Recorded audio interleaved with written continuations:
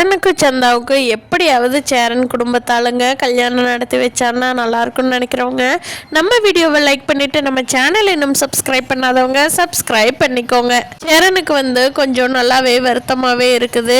என்னது நம்மளை சோழன் இப்படி பேசிட்டானே, நம்ம நிலாவை எவ்வளோ அக்கறையாக எவ்வளோ பாசமாக பார்த்துக்கிறோம், ஆனாலும் சோழன் இப்படி டக்குன்னு பேசிட்டானே அப்படின்னு சொல்லி சேரனுக்கு ரொம்ப வருத்தமாக இருக்குது. ஆனால் நிலா கேட்டப்போ அதெல்லாம் ஒன்றும் இல்லைப்பா, நான் சும்மா இங்கே நின்றுட்டு வரேன் பண்ணியுள்ள போன்னு சொல்லி அனுப்பிச்சி வச்சுட்டாரு. ஆனால் ரொம்ப ஒரு மாதிரி மனசுக்கு கஷ்டமாகவே இருக்கவும் சந்தாவுக்கு ஃபோன் பண்ணுறாரு சேரனா. அப்போது சந்தா சொல்கிறாங்க, இங்கே எல்லாம் எனக்கு கொஞ்சம் பயமாக இருக்குது, இங்கே எனக்கு கல்யாண ஏற்பாடெல்லாம் பேசி கல்யாண வேலையெல்லாம் பார்த்துக்கிட்டு இருக்காங்க, எனக்கு ரொம்ப பயமாக இருக்குது, என்னை எப்படியாவது கூட்டிகிட்டு போயிருங்க, இங்கே எல்லாம் சீக்கிரமாக கல்யாணம் இன்னும் 2 நாளில் கல்யாணம் பண்ணி வச்சிருவேன்னு சொல்லிட்டு இருக்காங்க அப்படிங்கிறாங்க. என்ன சந்தா சொல்கிற, அனீஷ் அங்கே தான் இருக்காரா இல்லையா அப்படிங்கவும், ஆமாம் அனீஷும் இங்கே தான் இருக்கா, அனீஷ் தான் கல்யாண வேலையெல்லாம் பார்த்துட்ருக்கா அப்படின்னு சொல்லவும் சரணுதுட்டு, சந்தா நீ பயக்காத, நான் இப்போயே அனீஷுக்கு ஃபோன் பண்ணி அங்கே என்ன நடக்குதுன்னு விசாரிச்சுக்கிறேன், நீயும் அப்பப்போ என்ன நடக்குதுன்னு சொல்லு, அப்போ தான் நான் சீக்கிரமாக அங்கே நின்று உன்னோட கல்யாணத்தை நிறுத்த முடியும், எதுவும் சொல்லாமல் விட்டுறாத, எது நடந்தாலும் எனக்கு ஃபோன் பண்ணி சொல்லுன்னு சொல்லி சேரன் அண்ணா சொன்னதுக்கு சந்தா அதுக்காகத்தான் எப்போ அவங்களுக்கு டைம் கிடைக்குதோ அப்போ கூப்பிட்டு பதில் சொல்லிட்டு இருக்காங்க அங்கே என்ன நடக்குது அப்படிங்கிற மாதிரி. என்னன்னா சந்தாவுக்கு தெரிஞ்சு சொல்லுதா இல்லை தெரியாமல் சொல்லுதான்னு தெரியல. அனீஷ் பையா கண்டிப்பாக அவங்களோட கல்யாண வேலையை பார்க்க மாட்டார், எப்படி அனீஷ் போய் அந்த வேலையை பார்ப்பாரு அப்படின்னு சொல்லிட்டு சேரன் அனீஷுக்கு ஃபோன் பண்ணுறாங்க. ஆனால் அனீஷ் ஃபோன் எடுக்கவே இல்லை. திருப்பி கூப்பிடவும் அனீஷ் ஃபோன் எடுக்கிறாங்க. அப்போது சந்தா பக்கத்தில் தான் இருக்காங்க. சந்தா லவுட் ஸ்பீக்கர் போடுங்கன்னு சொன்னதுனால அனீஷ் லவுட் ஸ்பீக்கரில் தான் போட்டு பேசுகிறாரு. அப்போது அனீஷும் கிட்ட சேரன் சொல்கிறாரு, என்ன அனீஷ் சந்தா ரொம்ப பயக்குது, என்னாச்சு அங்கே கல்யாண வேலை நடக்குதா, 6 மாதம் டைம் கொடுத்தாங்களே அப்படின்னு கேட்கும். இல்லை பையா அதெல்லாம் ஒன்றும் இல்லை, இப்போது எங்கள் மாமா ஊர்லேயே இல்லை, இவ ஏதோ கேட்டுட்டு தெரியாமல் சொல்லிட்டு இருக்கா, இப்போ எங்கள் மாமா ஊர்லேயே இல்லை, அவர் ஒரு உடம்பு சரியில்லைன்னு சொல்லிட்டு ஹாஸ்பிட்டல் போனவர் இன்னும் ஊருக்கே வரல, அதனால் எப்படி பையா கல்யாணம் நடக்கும், நான் இருக்கேன்ல, நான் இருக்கும்போது கல்யாணம் நடக்க விட்டுருவேனா அப்படின்னு சொல்லி நம்ம சந்தா முன்னாடி தான் அனீஷ் ஃபோனில் சொல்லிகிட்டு இருக்காங்க. இதை கேட்ட சந்தாவுக்கு பயங்கரமாக கஷ்டமாயிருது.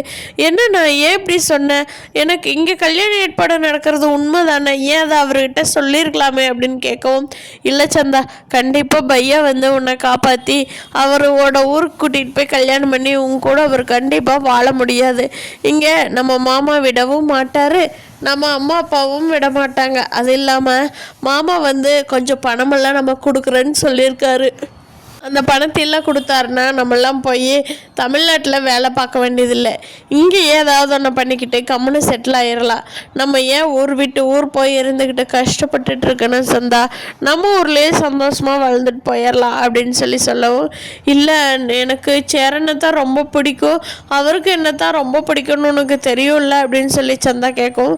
எல்லாம் தெரியும் சந்தா, கரெக்டு தான், அவர் ரொம்ப நல்லவர் தான், அவர் இல்லைன்னுலாம் நான் சொல்லவே இல்லை, ஆனால் நீ யோசிச்சு பாரு, நம்ம ஊர்லேயே கல்யாணம் பண்ணி நீ இங்கே இருக்கிறது பெஸ்ட்டாக இருக்குமா, இல்லை சேரனை நான் கல்யாணம் பண்ணிக்கிட்டு நீ போய் சென்னையில் அந்த குட்டி வீட்டில் இருக்கிறது பெஸ்ட்டாக இருக்குமா, நீயே யோசனை பண்ணி பாரு அப்படின்னு சொல்லி அனீஷும் சந்தாவுக்கு அட்வைஸ் பண்ண ஆரம்பிச்சிடுறாங்க. நீ நம்ம மாமாவையே கல்யாணம் பண்ணிட்டு நம்ம ஊர்லேயே நம்ம வீட்டுக்கு பக்கத்துலேயே அம்மா அப்பாவும் இருப்பாங்க, அவர் கூடவே கல்யாணம் பண்ணிட்டு வாழ்ந்துட்டு உன்னோட வாழ்க்கையை பார்த்துட்டு போ சந்தா அப்படின்னு சொல்லி அனீஷுன்னு சொல்கிறாங்க.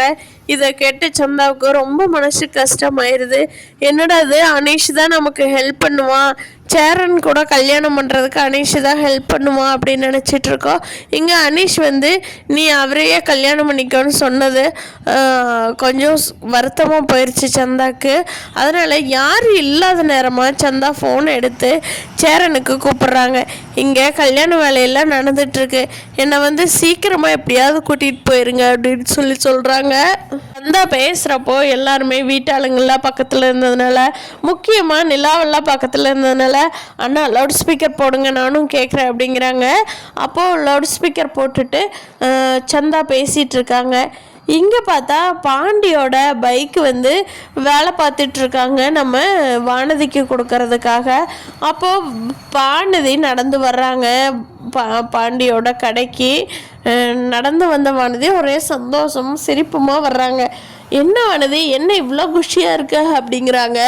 ஆமாண்டா, இன்னைக்கு ஒரு சந்தோஷமான நியூஸ் இருக்குது அப்படிங்கிறாங்க. பாண்டியை பார்த்துட்டு வானதி கேட்குறாங்க, நீயும் என்ன ஒரு மாதிரி சிரிச்சிட்டே இருக்கிற அப்படிங்க. ஒரு ஹாப்பி நியூஸ் இருக்குது வானதி, அதை உங்கள்கிட்ட சொல்லலான்னு தான் இருக்கேன் அப்படிங்கிறாங்க.